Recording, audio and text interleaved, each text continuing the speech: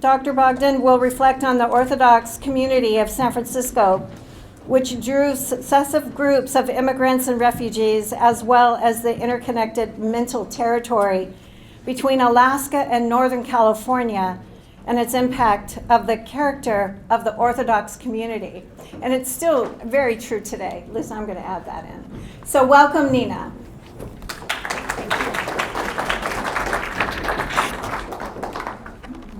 Here we are. So I want to thank everyone, particularly Robin, for inviting me. This has been a very interesting conference so far, and hopefully I'll maintain that. So I'm going to start this talk about San Francisco's Orthodox community in Sitka, Alaska. Can everybody hear me? Just a little bit up there. So just bear with me, and we will soon get to San Francisco. So this is Sitka. Just to provide an image of this mental territory that I'm going to be talking about. And as we all know, the Russian American company had outposts all over Alaska, and this shows the top part of this territory reaching down to Fort Ross, and if we went a little bit further, we'd be seeing San Francisco. So this is the geographic area that we're talking about historically. Sorry, I have to concentrate. There we go. All right, so I'm going to start talking about Matrona Shayashnikov, who was an Aleut woman who was born on St. Paul, one of the Pribiл Islands in Alaska, in 1884. And her family was very much linked with the Russian Orthodox Church. Her grandfather, Kasyan, had been the general manager of the Russian American company on St. Paul. He was the sole manager of the entire sealing operations. He was literate in the Russian language. And further, nearly all of the residents of St. Paul knew how to read Russian thanks to him. His son Zahadi, who was Matrona's father, served as psalm reader and subdeacon. And her two uncles, fathers Pavel and Innokenty Shayashnikov, both served on St. Paul and Unalaska respectively. Father Innokenty is well known because he completed a translation of the Gospels and the Acts of the Apostles into Aleut. So her parents died when she was very young, and she grew up in Sitka under the guardianship of George Kostomitinov, who was a very well-known leading Russian-American citizen of Sitka. In 1912, she married a U.S. Marine, Charles Vauble, and altered her personal history, likely to obscure her native Alaskan heritage. She told her husband that she had been born in San Francisco. Now, I know that members of her family went to San Francisco because there was a very close tie between Sitka and San Francisco, both for commercial reasons and through the auspices of the Orthodox Church. But as far as I could tell, she had never been to San Francisco. So why is this important? Number one, I thought it was fascinating that in this early period, she had chosen San Francisco as a place where Russians were well known, that this was a place where people were obviously aware that a significant Russian community existed, and so she adopted that history into her own heritage. Interestingly, and then she and her husband moved to Minnesota and Wisconsin and raised a family there. And when her grandson grew up, he researched her family heritage and found out that she was not Russian ethnically, that she was Native Alaskan, and that the family had a different heritage than they had known all this time. So to me, this was a really interesting example of how people absorb cultural marks just because they are living in a time and a place where new influences and their own ethnic heritage is sometimes, as we know in the United States, problematic. So this obviously has to do a lot with American history. So this is St. Michael's Cathedral. This is the only photograph that's not mine, which is why I couldn't, when I was in Sitka, I couldn't get a good picture. But this also was an interesting tie to San Francisco, because even though they had their own cathedral, several people from Alaska came to San Francisco to for example, get married. Sergei Kostomitynov, who I just mentioned, married his wife, Natalia Kashevadov, at the Powell Street Cathedral in 1886. So these ties, due to the Russian Orthodox Church in Maine, continued or began in the 19th century and continued on forward into the future. So, and this is then Bishop Veniamina's house, now St. Innocent of Alaska. And what is interesting here is if you read the descriptions of Orthodox belief, we just mentioned earlier there were some questions about the interrelationship between Native Alaskans and Russians and the colonial process. But this kind of philosophy and this kind of thinking was what permeated the relationship, particularly when Bishop Veniaminov was in Alaska.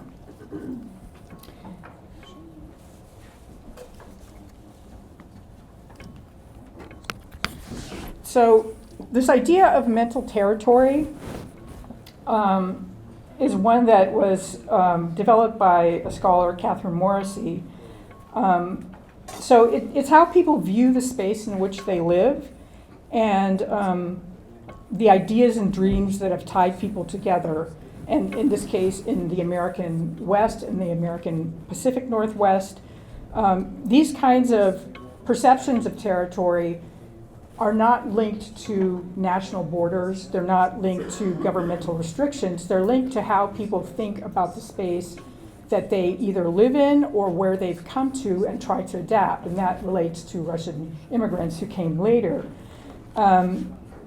So they define the region by human boundaries, and as well as geographic boundaries. And there's an emotional attachment to the land versus defining it in economic terms. And why I think this is relevant to the experience of Orthodoxy and of Russians in general who came to this area is that they look at the space in a way that that makes them feel at home. And we mentioned this before in previous presentations with the church and the windmill. And I discussed this in my book. When we think about if you are Russian Orthodox and you're walking in a city that you're not familiar with in some urban space, and you come to a Russian Orthodox church, to you it's home. To someone else, it might be exotic, it's foreign, it's different. But to someone who is part of that faith or part of that culture, it has a completely different perception. So that's part of the concept of a mental territory. Sorry, my pad is not cooperating with me. All right. So these are some of the quotes that kind of tie into this, that Russians themselves stated in the past. Obviously, Igor Stravinsky was a famous composer. Nadia Shapiro was a journalist. She was an emigre who also came in the 1920s, and she wrote a lot about the community. And she wrote this, and it really struck me, and it's kind of a running theme in my book. I keep running into a Russia out of time and space.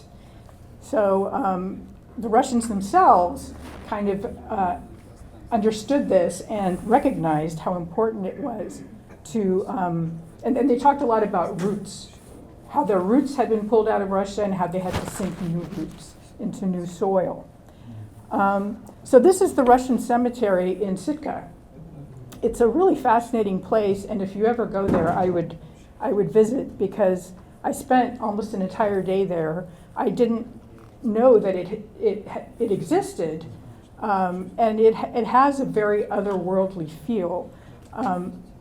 And it's interesting that it's just called Russian Cemetery. It's not Russian Orthodox Cemetery, it's just Russian Cemetery. So it's obviously been in use for many, many years.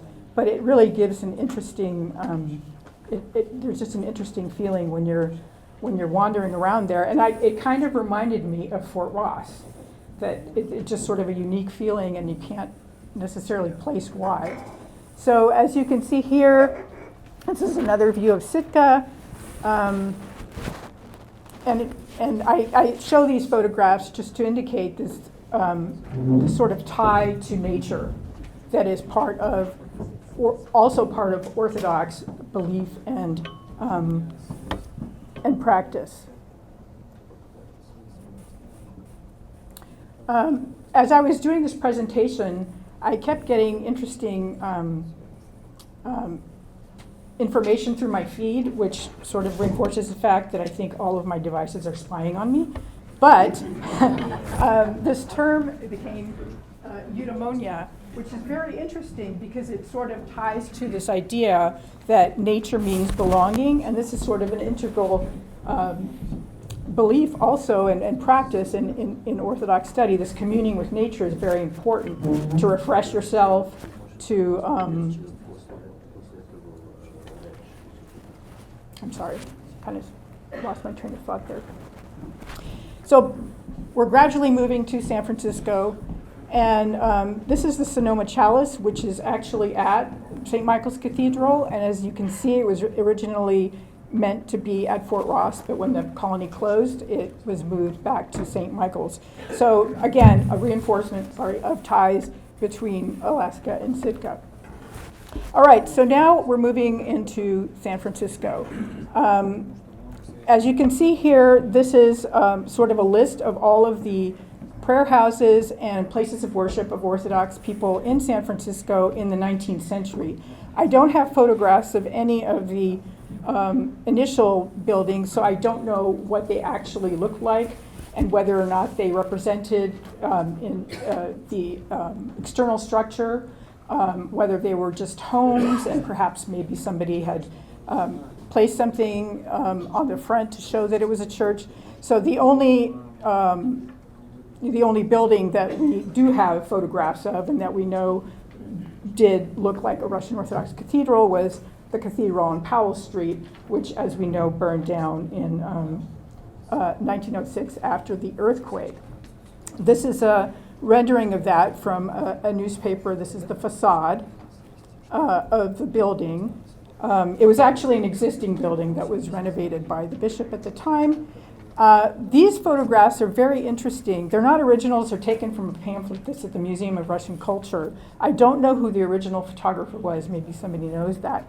But what I find very interesting about this photograph is that the cathedral, this is the only photograph I found, that the cathedral is actually on the street and you can see what it all looked like rather than just the cathedral by itself. And of course, the people in the photographs are the clergy of the time, Bishop Tihan, Father Pashkovsky, Reverend Popov, and the reader Grivsky. I think the date is about 1902, 1903, maybe 1904, which you can kind of figure it out because of Father Pashkovsky's, the age of his children who were born in San Francisco. So it shows you the life of the Orthodox community in San Francisco in this particular time period. So in this particular time period in the 1890s, the clergy did make trips to Fort Ross, and of course it didn't look like this. And there was, I think we mentioned in previous presentations that they were considering trying to buy the property, but that didn't work out. But during one visit in 1905, the clergy, as we know, there was no bridge, there was no Golden Gate Bridge, and in the previous presentations we talked about how difficult it was to get there. So in this time period they had to cross the bay by ferry, and then there was a railroad, and then they had to take a stagecoach. And so by the time, of course, they get to the fort, it's evening, and they had to spend the night there, and there was no facilities or anything because everything was kind of in ruins. But they talked about how peaceful and wonderful it was, and they referred to the area as the Bogatyr Ross, the hero knight Ross. And it was clear that even as early as that period that there was this both emotional and spiritual connection to the place, despite the fact that it had not been renovated in any way at that point in time. So again, Father Paszkowski wrote, it was a dreamlike landscape of magical beauty. And this is just another photograph of Ross. So this is from the 1930s, which is a little bit later than later than 1905. But you can see that the road was nothing like it is now, and it's very steep and it's not paved. So throughout this entire period, it was really trying to get up there was not the 2-hour drive that we know now. It was a sort of an all-day kind of pilgrimage, which sort of reinforced this idea that it was a place that was a center of spirituality and religious belief. The other thing that I found interesting was that they took advantage of the beauty of the natural landscape throughout Northern California. This is a photograph of the clergy, including Bishop Tikhon and Father Paszkowski at Muir Woods, where they would go to relax and enjoy the natural setting. And it's interesting, of course, that people taking pictures at that time wasn't that common, so clearly this was an occasion that they were trying to document. So a little bit about Father Paszkowski. I found him to be very interesting for many reasons, but he was one of the few people who knew the San Francisco Orthodox community prior to 1917, and then again after 1917, when it changed drastically, when the huge wave of emigres came. So he arrived, and I think he came directly to San Francisco. I'm not sure about that, but it was about 1895, and he married Father Sebastian Davidovich's niece. And they had 3 children in San Francisco, so his children were actually born in San Francisco, his first 3 children. Probably people are familiar with Boris Paszkowski, who became Boris Pash, and his oldest son was Tikhon, and his daughter was Nina. And then they returned to Russia about 1911, and unfortunately his wife died, and so did his daughter in Russia at that time. I'm not sure of the circumstances, but it was 1917, 1919. It was a very difficult time. And they had another daughter at that time in Russia, so he had 3 remaining children, and they returned to the United States in 1922. He first went to Chicago, and then he came back to San Francisco, and it was very, very important in how the community developed. This was a time when many, many refugees were coming, particularly through China, the Russian refugees. So he was the leader of the community there. His oldest son, and there's a reason I'm going to mention this. His oldest son Tikhon, they all returned with their father, but he was apparently institutionalized by 1940. And I mention this because that was one thing that I found among Russian emigres and other Russian immigrants, that there was quite a few who ended up in mental health facilities in this time period. And that's not surprising because, as I talk about in my book, people were going through a lot of trauma, the Russian Civil War, the whole process of immigration is traumatic. Coming to the United States and perhaps not feeling welcome. So he was one of those people that perhaps was affected by that. I'm not sure how long he was institutionalized, but he did pass away, I believe, in Mendocino County. So moving on into, actually, no, this is the 1880s and stuff. So the Russian church in San Francisco had kind of a unique role in that the Russian Orthodox community, or the Orthodox community in general, as we noted, there were a lot of, it was mostly Serbians in the 1800s. It was relatively small, and the public discourse about it was somewhat othering. In a sense, they would always cover Christmas celebrations, Easter celebrations, weddings, and the wording was always very effusive, spectacular, astounding, and so on. So the community of San Francisco at that time was not the one that we know today. It was there were a lot of vigilantes. There was a lot of violence. So you know, it was kind of a tenuous period, but at the same time, the Russian Orthodox Church or the Orthodox groups had been there since almost the founding of the city. So they didn't bear the brunt of the violence that often followed immigrants who came. And there was obviously some interest in this group that was not American. And I always found that really interesting, that there was a sort of this bar of what is American and what isn't. And in San Francisco, considering the history that we know, we could say that the Russian church and the Russian American experience is more, if not, if not the same as any other American experience, because people have been here since prior to the fact of California becoming a state of the Union. The other interesting thing was that the Orthodox laity societies were very, very active in this time period. They had many philanthropic events. They raised money for the poor, even for as far away as in India, where there was a famine. They were well known in the community.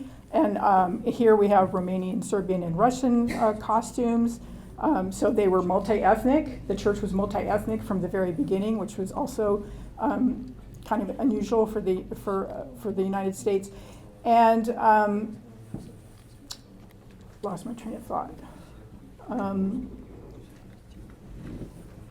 All right, moving on. So as the community grew, public discourse was also very interested in the fact this is, of course, the Holy Trinity Cathedral that was built in 1909 to replace the one that burned down. And there was a series that was covering the foreign colonies in San Francisco, so they talked about the Russian community at that time. What was interesting was that the Russian community remained a foreign colony well into the 1950s. Even though people had been living in the United States for 20 or 30 years by that time, they would still often be referred to as the Russian colony in San Francisco.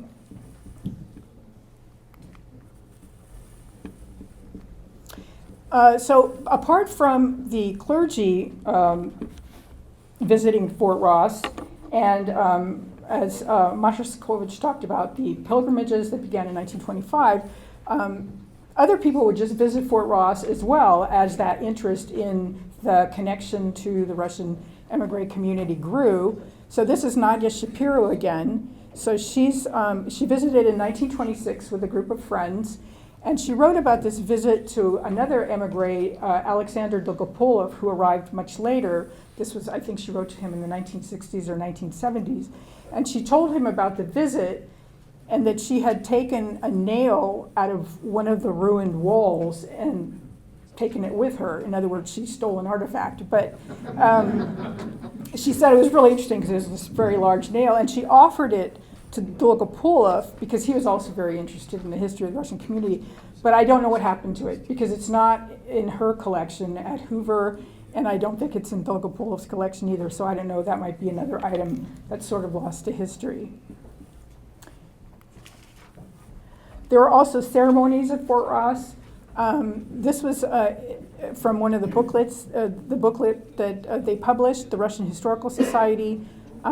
So what's interesting here is that the Lebedev family, and there were several Lebedev families with many members, but this Lebedev family were part of the group that started the Fort Ross Initiative group in the early 1930s. And what's interesting is Boris was from Russia. Alexander, his wife, I believe, was born in California.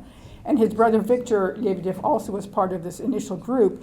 And they were really made a lot of effort to bring attention to Fort Ross. And it was from the Fort Ross Initiative group that the Russian Historical Society later formed. And all of their efforts were extremely helpful in bringing attention to the fact that Fort Ross existed and having the community maintain this connection to it, which has remained, as we know, until now, which is 100 years later. So this is a friend I made at Fort Ross. When I went there for my research, I arrived very early and there was no one there. And at first I was kind of put out, but as I had the whole place to myself. So I was wandering around there for about an hour, and this guy came out to say hi.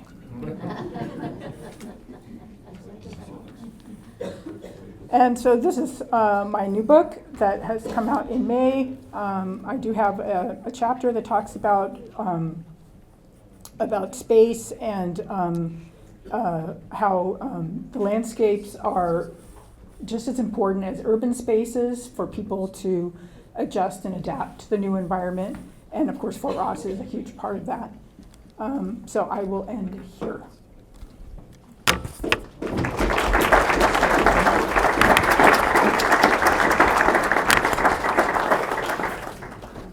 So if someone has questions? Any questions? And again, if you would just stand up. Any questions or comments? It's after lunch. Are you good? We have a question here. Okay. Is there a record of who was baptized at Fort Ross or married? I know of baptism because in the in the Lebedev family, I believe George was baptized at Fort Ross. Mm-hmm. But were there marriage ceremonies that took place there? Orthodox marriage ceremonies?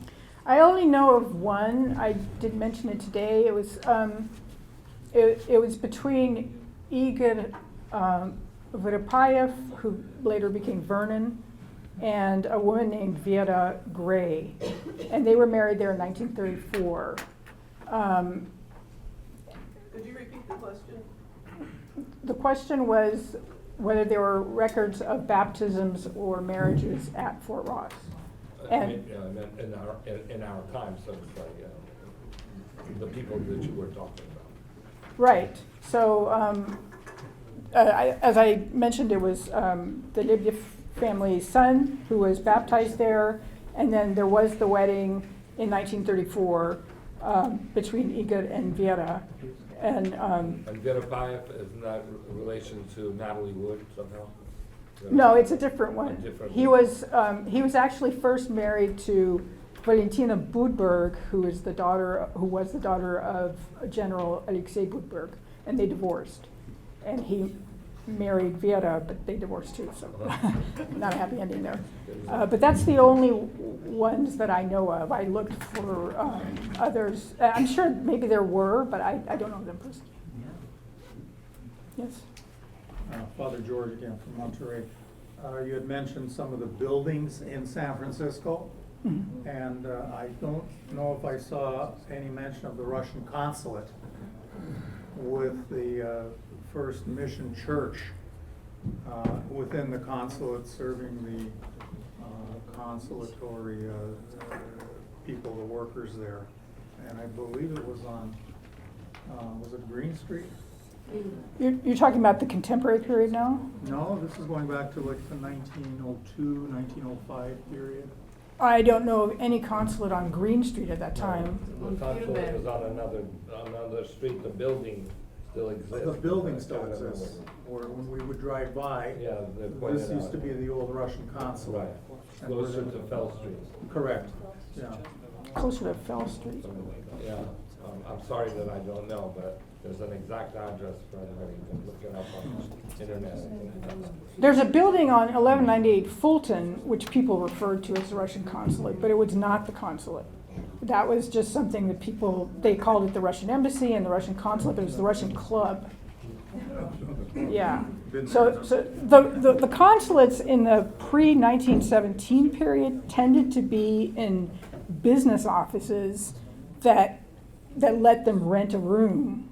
I don't think that the Russian imperial government had an actual building in San Francisco that they used as a consulate. I've never found anything like that. There were the addresses they would give were downtown, like on Flood Street, and then one on Market Street. But I don't know of anything from that early period that would be a consulate, an actual consulate. Thank you for that. Mhm. Any other? Yes, I've heard that Fort Ross, the Ross comes from Russia, or was there an individual named Ross? No No. individual. It's Yeah. Russia. Russia. Yeah. ancient Russia was called Rus, and Yeah, Rus. Ross was the American pronunciation of Rus. Yep. So why was the Russian community called a colony? What was the process of the naturalization at that time? Were they not becoming U.S. citizens? Or what was the reason for calling them colony? Actually, the people who began to arrive after 1917, and this was surprising to me, generally when they got here 1921, 1922, they naturalized as fast as possible.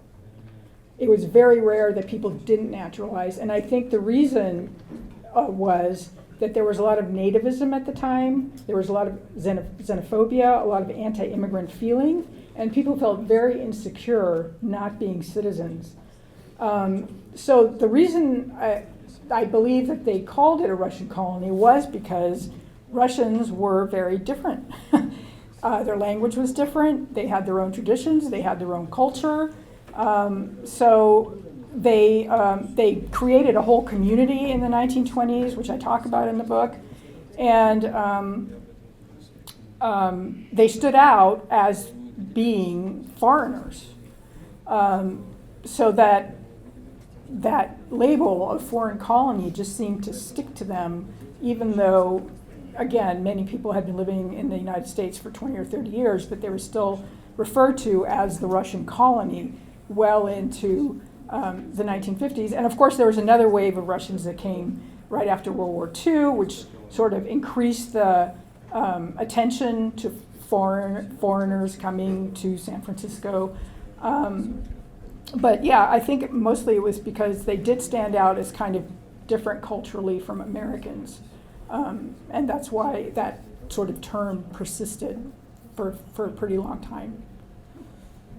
I think most ethnic groups in San Francisco were called colonies, French colonies. Do you hear that? Most people, most Ethnic ethnic groups. groups were called colonies. That is the community they used the word colony. Yes, that's true. In fact, that series that I mentioned, they were focusing on all the different foreign colonies. But I think with Russians, it just seemed to stick a lot longer. Perhaps because they were so visible in the sense of, not being, I wouldn't say not being American, but just sort of just different culturally. Okay, I'm going to do one more question. That's great. And then you can talk with me afterwards. Sorry. Okay. When the Russian colony left St. Ross, was it an organized exodus, or did people just leave by dribs and drabs? When they left where? Fort Ross? Oh, in 1841, you mean? No, when the church was no longer functioning, or?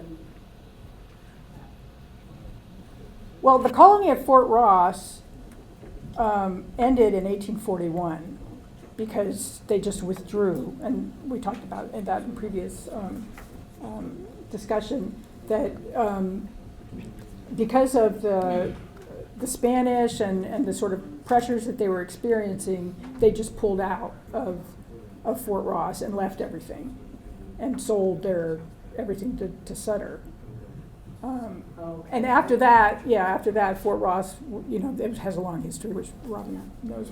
But that's when the Russians from Russia left in 1841, or by 1841.